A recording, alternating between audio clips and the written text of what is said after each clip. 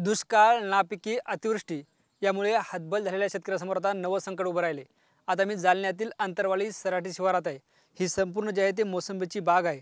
मात्र हवामान झालेल्या बदलामुळे जे आहे ते अक्षरशः या झाडाखाली मोसंबींच्या फळाचा सडा पडलाय। खरं तर या मोसंबीच्या उत्पादनावर 4 पैसे मिळतील आणि यातून काहीतरी चांगलं होईल अशी अपेक्षा अशा शेतकऱ्यांना होती। मात्र हा शेतकऱ्याच्या स्वप्नांचा सडा आपण या ठिकाणी पाहतोय। खरं तर यानं त्या कारणानं शेतकऱ्यांचं मोठ्या प्रमाणात नुकसान होत असतं। मात्र आता फळबागायती आणि नगदी पीक म्हणून ओळखल्या जाणाऱ्या मोसंबीलाही याचा फटका बसलाय।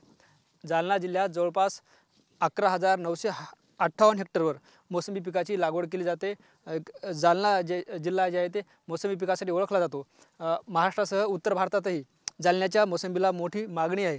मात्र हवामान झालेल्या बदलामुळे शेतकऱ्याचं प्रचंड प्रमाणात नुकसान झालं आहे आणि आता जे आहे ते शेतकऱ्यांनी घाईघाईनं हे मोसंबीचं फळबाग उतरवण्याची तयारी सुरू केली आहे। ओएसिस फर्टिलिटीच्या तज्ञांनी IVF उपचार पद्धतीद्वारे 1 लाखांहून अधिक जोडप्यांना मातृत्व प्राप्तीचा आनंद दिला आहे। मोफत अपॉइंटमेंट बुक करण्यासाठी आजच संपर्क साधा। खरं तर या झाडाला मोठ्या प्रमाणात मोसंबी लागल्या होत्या। यातून जे आहे ते मोठं उत्पादन मिळेल अशी अपेक्षा शेतकऱ्यांना होती। आपल्यासोबत स्थानिक शेतकरी आहेत। दादा, काय नाव आहे, किती एकरवर लागवड केली आणि नुकसानीचं कारण काय? मी अंतरवाली सराटी आबासाहेब वाघमारे। ही माझी मोसंबीची बाग 3 एकरवर आहे। हे 500 झाडं आहेत। आम्ही यावर्षी दुष्काळी परिस्थितीवर मात करून टँकरने पाणी घालून मोसंबीच्या बागा जतन केल्या, पण अतिवृष्टीमुळे बुरशीचा प्रादुर्भाव यामुळे बागाचं जवळपास 50% नुकसान झालेलं आहे। यावर शासनाने आम्हाला पीक विमा मंजूर करावा आणि हेक्टरी 1 लाख रुपये अनुदान द्यावे। तुम्हाला 3 एकरमधून किती टन उत्पादन अपेक्षित होतं आणि आता किती होईल? आम्हाला 3 एकरमधून 60 टनाचं उत्पन्न अपेक्षित होतं, पण 50% गळ झाली। आता 30 टन माल आहे बगीचात। 30 टनाचं नुकसान झालेलं आहे गळीमुळे।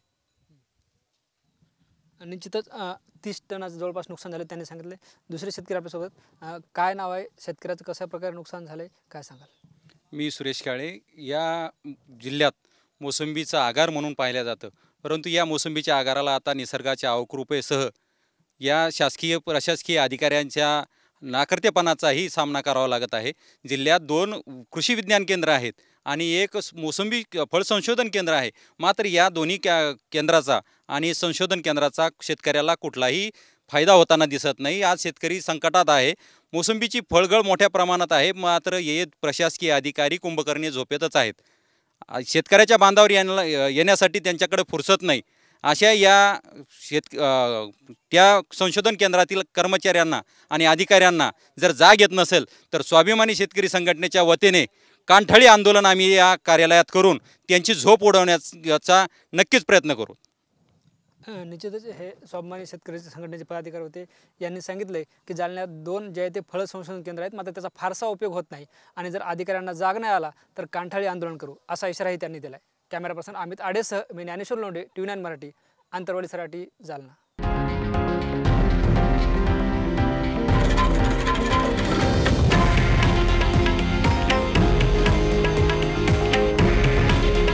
हे आहे देशातील नंबर 1 न्यूज नेटवर्क आणि आपण पाहत आहात TV9 मराठी। काळजी तुमची, हित महाराष्ट्राचं।